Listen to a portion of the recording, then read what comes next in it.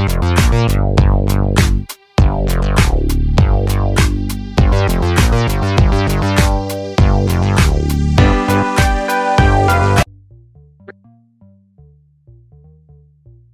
family, it is your boy Optimist Sniper. Bienvenue une fois de plus dans une nouvelle vidéo portant sur exécution STP. Comment les courtiers forex gèrent-ils leurs risques? Ok, les courtiers e-book sont parfois également commercialisés sous le nom de courtier STP. Quand je parle de commercialiser, ça veut dire régulièrement vous pouvez voir certaines plateformes vont mettre là comme courtier STP, d'accord? Mais c'est en fait inexact. Ils n'ont pas le droit de mettre même STP parce que c'est juste une façon de faire du marketing, d'accord. Bien qu'ils soient tous deux similaires, d'accord, que les courtiers e-book soient similaires aux courtiers STP, dans le sens où ils transfèrent tous deux le risque de marché. Il s'agit en fait de deux manières différentes d'exécuter les ordres. Dans cette leçon, je vais vous expliquer la différence entre un courtier e-book et un courtier STP, d'accord. On va parler des courtiers e-book et des courtiers STP dans cette leçon. E-book bis STP. On va parler des courtiers e-book et des courtiers STP. Qu'est-ce qu'un courtier STP et qu'est-ce qu'un courtier e-book? On va voir leur différence. Ok. Et quand je parle de STP ici là, d'accord, si je peux mettre ça entre parenthèses, c'est en anglais, d'accord. Le thème lui là en anglais c'est straight through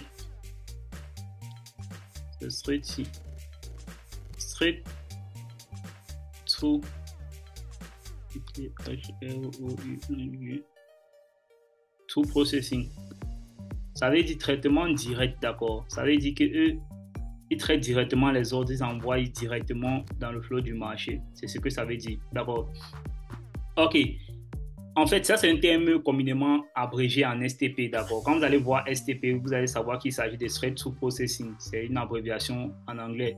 Vous avez peut-être vu ce genre de sigles sur les sites web de certains brokers. Il est important de savoir que le terme STP, Straight Through Processing, a été détourné. Ça a été détourné par le secteur du trading forex de détail. Il lui a donné une signification. Ils lui ont donné une signification carrément différente de ce que ça veut dire. À l'origine, les STP, c'était un terme introduit lorsque le trading électronique était devenu disponible à l'époque, d'accord.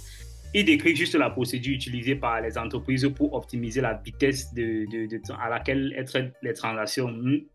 Le commerce électronique permet le traitement direct, c'est-à-dire le traitement STP, le commerce à travers les téléphones, grâce auquel les transactions sont saisies électroniquement. Elles peuvent également être traitées électroniquement, étant donné que le STP n'implique aucune paperasse, il n'y a pas de paperasse à remplir ou c'est pas trop quoi. Il y a peu d'interventions humaines, les erreurs sont en grande partie éliminées, ce qui réduit considérablement les coûts des risques et des opérations. En un mot, STP permet le sigle STP, ça permet d'effectuer l'ensemble de processus commerciaux par voie électronique, d'accord, sans avoir besoin d'une nouvelle saisie ou d'intervention manuelle, comme dans le passé, il fallait appeler son broker d'abord pour appeler, pour passer une commande de telle quantité de devis, tout ça. Non. C'est pourquoi, lorsqu'on a rendu tout ça de manière électronique, certains brokers ont commencé à mettre sur leur plateforme, même juste pour le marketing STP, genre, ils exécutent directement straight forward votre transaction, d'accord. Ok. C'est ainsi que le terme STP a été défini à l'origine, d'accord. Mais le secteur forex du détail a ensuite décidé de faire preuve de créativité dans son utilisation de marketing. De nos jours, c'est utilisé à des fins de marketing pour impliquer que le courtier forex ne touche pas ou n'intervient pas avec ses ordres, d'accord. Qu'il ne profite pas de vos pertes parce qu'il est censé acheminer ou envoyer vos ordres directement dans le marché. Mais par contre, vous savez que je vous ai dit dans les autres leçons que c'est pas ce qu'ils font, d'accord. Comme vous l'avez déjà appris, vos ordres ne sont jamais acheminés ou envoyés dans le marché car votre courtier est toujours la contrepartie. Il prend toujours le sens contraire de votre transaction. Ok, voyons comment fonctionne réellement l'exécution e-book. On va parler ici e-book contre STP, c'est ça qu'on va parler là, d'accord. Ok, un commerce, un trade qui est e-booké, d'accord. Lorsque vous êtes chez un broker e-booké qui fonctionne de manière, qui a une liste e-book, non, il est parfois associé au fait où Les courtiers Forex peuvent utiliser de manière interchangeable dans leur marketing, mais ce n'est pas la même chose. Vous pouvez voir certains brokers vont mettre STP là, et alors que ce n'est pas comme ça qu'il fonctionne. STP est connu sous le nom de couverture de pré-négociation. Et book est connu sous le nom de couverture de post-négociation. Donc, quand on parle de e-book, de STP, on parle de pré-négociation. Je vais vous expliquer ça. Pré-négociation. Et on parle aussi de post. Quand on parle de e-book, on parle de post-négociation. Si vous comprenez le terme pré et post, vous comprenez de quoi il s'agit clairement, d'accord? Ok, donc voilà ça clairement. Selon votre courtier qui est soit un e-book ou un courtier STP, votre expérience sur la manière dont vos ordres sont exécutés seront bien différentes, d'accord? Avec un courtier e-book, vous bénéficierez d'une exécution plus rapide des ordres et d'un glissement minimal, donc vous aurez très peu de slippage, d'accord? Ça va arriver un peu très rarement, il y aura très peu de slippage. Le e-book, comment lui fonctionne? Je vous explique ça de manière simple, d'accord? Lorsque vous venez chez un trader e-book, qu'est-ce qu'il fait? Il prend vos transactions, vous prenez peut-être un ordre de buy, d'accord? Quand vous prenez un ordre de buy directement, il vous vend la transaction, c'est ça, non? Il exécute directement un ordre de sell, il prend votre ordre de buy, un ordre de sell. Et qu'est-ce que lui fait par contre? Il va chez le liquidity provider, il exécute la même position, non? Sur le liquidity provider, votre même position, il prend aussi un ordre de buy. Je vous explique ça de manière orale parce qu'on a déjà eu à voir ça dans les leçons précédentes, d'accord? Ce sont les exemples qu'on a déjà eu à voir. Si vous avez lu les leçons précédentes, vous allez comprendre. Donc, il va chez votre liquidity provider, il exécute aussi un ordre de buy, d'accord, directement. En effet, le courtier exécutera d'abord votre transaction, puis il va se couvrir du risque, non? C'est pourquoi on parle de couverture post. Après, il exécute d'abord votre transaction. Lorsque vous prenez le buy, il exécute d'abord votre transaction en prenant la contrepartie, en vous donnant un ordre de sell, d'accord, en vous vendant, non? Maintenant, après ça, il va chez le broker, il exécute le même ordre de buy que vous avez exécuté sur sa plateforme pour pouvoir se couvrir du risque. Donc, ça, c'est une exécution post-trade, après votre trade. Après, maintenant, un courtier STP, vous rencontrez une exécution des ordres plus lente, une probabilité de dérapage un peu plus élevée. Pourquoi? Parce que le courtier STP, qu'est-ce que lui fait? Il prend vos transactions. Quand il prend vos transactions, directement, lui peut vous lier directement au marché. Il envoie directement au liquidity provider. En effet, le courtier verra d'abord à verrouiller son ordre correspondant avec le liquidity provider. Ce que lui va faire d'abord, c'est quoi? Quand vous allez vouloir exécuter votre transaction, lui il va d'abord aller chez le liquidity provider. Plutôt, il va chercher à avoir le prix du liquidity provider avant de venir vous afficher ça sur votre plateforme. D'accord? En effet, le courtier lui veillera d'abord à verrouiller son ordre correspondant avec le liquidity provider. Puis il va exécuter votre ordre. C'est pourquoi on l'appelle pré-négociation. Ça veut dire pré-négociation parce qu'il va d'abord sur le liquidity provider, il trouve la contrepartie de votre transaction avant de venir exécuter votre transaction. C'est pour ça qu'il y a régulièrement un retard dans l'exécution. Lorsque votre courtier va exécuter une position de compensation avec votre contrepartie avant qu'il pourra exécuter votre ordre, c'est pourquoi on appelle ça traitement direct, d'abord, ou STP. Pourquoi un courtier STP commanderait-il au lieu de e-book vos transactions? L'avantage du traitement direct pour le courtier, c'est qu'il élimine le glissement entre l'exécution des ordres avec celui de ses clients, d'accord? Le slippage, vous connaissez, je viens à parler du slippage ici. Ça fait référence à la différence entre le prix prévu, d'accord, avant qu'un ordre ne soit exécuté, et le prix réel auquel il va être exécuté. Dans le jargon, parce que quand vous voyez régulièrement un ordre, avant que vous n'achetez, vous voyez l'exécution. Après que vous ayez acheté, vous voyez un autre prix qui a été exécuté. Non, c'est ça la différence entre le prix auquel vous avez vu là et le prix auquel vous avez été exécuté, c'est le slippage. Quand vous suivez souvent, on dit que le broker, c'est un gros slippage ou pendant la news, vous n'êtes pas exécuté à votre prix que vous avez vu, d'accord. C'est le slippage, d'accord. Ok, dans un jargon, en fait, le slippage fait référence à la différence entre le prix demandé et le prix auquel un ordre est réellement exécuté. C'est un peu aussi simple que ça. Le dérapage se produit généralement en période d'actualité, non, en période de news, forte volatilité, d'accord.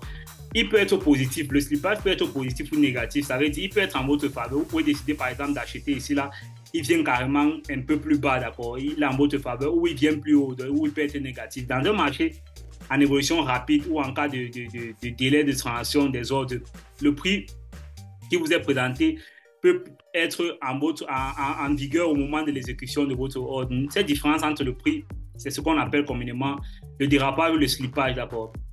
En cas de slippage, votre courtier ne vous propose pas de nouveau prix. Au lieu de cela, votre ordre sera exécuté au prix en vigueur au moment où l'ordre est reçu. Quelle que soit la direction dans laquelle le marché va évoluer, il va exécuter au prix auquel vous avez été exécuté. Le glissement est régulièrement, c'est systématique. Cela signifie que vous pouvez subir un dérapage des prix tout aussi susceptible d'être à votre avantage ou contre votre avantage. Je veux dire ça. Afin d'éviter que le prix d'exécution de l'ordre ne s'éloigne trop de votre prix prévu, la plupart des courtiers vont vous permettre d'inclure les limites, les ordres limites, d'accord. Vous pouvez entrer régulièrement à un ordre limite. C'est pourquoi c'est mieux d'utiliser les buy stop ou les sell stop. Parce qu'à ce moment-là, ça sera un peu plus précis. Dans ce cas, votre ordre ne sera pas exécuté si le prix au moment de la réception de votre ordre tombera en dehors des limites spécifiées que vous avez spécifiées dans votre ordre de buy limit ou de sell limit. Par exemple, si le courtier vous propose un prix d'achat de €USD, par exemple, je prends ça là maintenant comme ça, 1,08 433 là maintenant auquel le prix est, il veut s'assurer qu'il est en mesure d'acheter, à l'euro-USD à un prix inférieur au liquidity provider. Donc, ce qu'il va aller s'assurer, c'est qu'il puisse acheter ça peut-être 1,08, un prix qui est plus moins cher que ça, non? C'est ce qu'il va aller faire. L'exécution STP permet au courtier de s'assurer qu'il est en mesure de sécuriser le prix avant de confirmer la commande à ses clients, d'accord. Sinon, si ce n'est pas le cas, il va perdre de l'argent sur ses opérations de couverture, donc il ne va pas vous exécuter. D'accord. Alors que la possibilité de dérapage pour le courtier est éliminée, il ne peut pas avoir régulièrement des slippages. Quand il va venir vous donner un prix, c'est au prix là que vous serez exécuté. Donc ça, c'est l'avantage qu'il y avait les courtiers STP. La possibilité de dérapage pour vous, c'est carrément minimal, d'accord. Si le prix a été confirmé avec le liquidity provider, si le prix qui a été confirmé avec le liquidity provider est différent de celui que vous avez été exécuté, le prix auquel votre ordre sera exécuté peut être meilleur, d'accord. Vous allez avoir soit un slippage positif, d'accord. Ok. La vitesse d'exécution ici là est un peu plus lente. Pourquoi pas? Parce que avant que le courtier n'exécute vos transactions, il faut qu'il puisse confirmer sa transaction avec le liquidity provider d'abord, avant qu'il ne puisse confirmer votre transaction. Vous comprenez, non? C'est compréhensible, non? Ok, au cours de ce processus, il est possible que le prix ait changé, que le prix confirmant entre le courtier et le liquidity provider ait changé. Non? Si c'est le cas, c'est le prix auquel votre transaction avec votre courtier que vous avez conclu avec votre courtier qui sera exécuté, ce qui va provoquer généralement un petit glissement. Lorsque le courtier STP accepte l'ordre d'un client, il est considéré comme exécutant. Cet ordre indique sa volonté de tenter, mais non de s'engager, tenter dans la transaction au prix demandé par le client. D'accord. Voici un peu quelques comparaisons des types d'exécution d'ordre. Comme le résumé de ce qu'on vient de faire, c'est juste le courtier e-book, qu'est-ce qu'il va faire? Le courtier e-book va prendre vos transactions, vous allez venir prendre un ordre de buy. Directement, qu'est-ce qu'il va faire? Il va aller chez le liquidity, il va exécuter d'abord votre transaction, il va aller chez le liquidity provider, ensuite il va exécuter un même ordre. Le courtier STP, qu'est-ce que lui va faire? Par contre, vous allez vouloir un ordre de buy, il va bloquer d'abord votre ordre, il va mettre ça en attente, il va aller chez le liquidity provider, essayer de voir un meilleur prix, d'accord, avant de venir vous exécuter au prix là. Le courtier B-Book, qu'est-ce que lui va faire?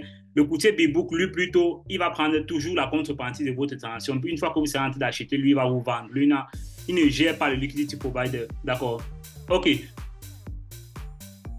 Une minute. Je suis en train de faire court, mais actuellement, je suis aussi en train de contrôler mon marché. Je contrôle. OK. OK, lorsqu'une transaction est exécutée via le courtier STP, ce type de transaction est appelé généralement principal sans risque, d'accord, ou principal assorti. Qu'est-ce qu'un principal? Quand on parle de transaction principale, c'est simple. On a eu à parler ça dans les leçons précédentes. Par exemple, un mandant. Le mandant, c'est quoi? Le mandant, c'est la contrepartie. C'est une partie de la transaction. Par exemple, l'acheteur et le vendeur, il s'agit essentiellement d'un mot sophistiqué juste pour indiquer la contrepartie. Je vous parle de ces termes pour que une fois que vous soyez, peut-être, vous pouvez être face aux personnes qui sont un peu plus professionnelles que vous, d'accord, ils emploient ce genre de termes, il ne faut pas que vous soyez confus. N'oubliez pas que votre courtier forex prend toujours le sens contraire de votre transaction. Lorsque vous achetez, il vous vend, et lorsque vous vendez, il vous achète. C'est la seule contrepartie à toutes vos transactions. Donc, c'est ce qu'on appelle une transaction principale. vous êtes, vous deux, dans la transaction, vous êtes les principaux, d'accord? Si vous êtes acheteur, vous êtes principal de la transaction, vous êtes la contrepartie. Et si lui, il est vendeur, il est principal de la transaction, lui aussi, il est la contrepartie de votre transaction. C'est simple, non? OK. Comme vous l'avez précédemment appris dans la contrepartie, c'est une partie de la transaction, en fait. Si moi, je suis acheteur, la contrepartie de ma transaction, c'est le broker. Et si le broker est vendeur, la contrepartie de sa transaction, c'est moi, le client, d'accord? Mais avec l'exécution STP, une transaction principale est sans risque. Sans risque possible. Pourquoi? Parce que lui, il ne va pas être en train d'exécuter au prix directement. Il va d'abord aller négocier avec son liquidity provider. Lorsque vous passez un ordre auprès d'un courtier SCP, celui-ci tente immédiatement de passer un ordre identique avec le liquidity provider. Une fois cet ordre est exécuté, avant qu'il va venir vous exécuter. C'est ainsi qu'il est capable d'agir comme un principal sans risque d'abord. Un courtier agit comme un principal sans risque une fois que vous soumettez votre ordre. Ce qu'il fait, c'est quoi? Il achète d'abord auprès d'un liquidity provider. Là, on parle du courtier STP, non? Je vous rappelle, je l'achète auprès d'un liquidity provider externe, non? Pour son propre compte avant de venir vous vendre. Il enregistre cette transaction dans son propre portefeuille de négociation. Plus ou moins immédiatement, après ça, il va venir vous vendre. Soit au même prix, soit avec une commission. Régulièrement, c'est avec une commission, une petite majoration. Parce que c'est dans ce sens-là que lui peut gagner. Donc, en conséquence, il y a deux transactions. Un entre le principal et un entre vous et le liquidity provider, un entre vous et le broker, un entre le liquidity provider et le broker. Donc, c'est compréhensible, non? J'espère que vous comprenez très bien de quoi il s'agit.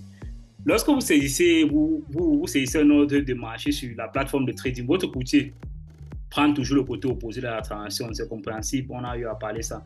Il s'agit d'un principal sans risque, en concluant simultanément votre transaction compensatoire avec un courtier, avec un fournisseur de liquidité externe. Non? Votre courtier gagne de l'argent en ajoutant juste une majoration. Là, on parle de e-book, on parle du SCP, une majoration de prix fournie par le fournisseur de liquidité en vous facturant juste une petite commission. D'accord? Il ne s'expose pas au risque de marché. On parle depuis de sans risque parce que le courtier STP, lui, ne s'expose pas au risque de marché. Il ne veut pas faire partie de ça. Il veut juste gagner avec ses frais de ses commissions qu'il va vous facturer. C'est pourquoi il va d'abord se rassurer. D'accord? Il ne s'expose pas au risque de marché. Ce qui signifie qu'il ne profite pas lorsque vous perdez de l'argent. Le seul argent que lui peut gagner, c'est lorsque les exécutions de votre ordre proviennent d'une majoration de prix ou d'une commission précédente divulguée. Les courtiers qui opèrent de cette manière sont désignés comme des courtiers principaux sans risque. D'accord.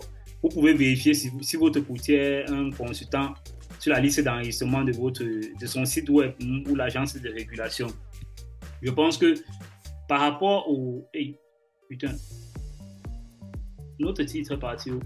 Ok, on va terminer ça comme ça. Je pense que par rapport à la différence entre les courtiers STP et les courtiers e-book, ça a été très clair. Comment les courtiers e-book fonctionnent et comment les courtiers STP fonctionnent, comment ils gèrent le risque. Dans les leçons précédentes, on a eu à parler plus des courtiers e-book. Donc aujourd'hui, on a abordé les courtiers STP.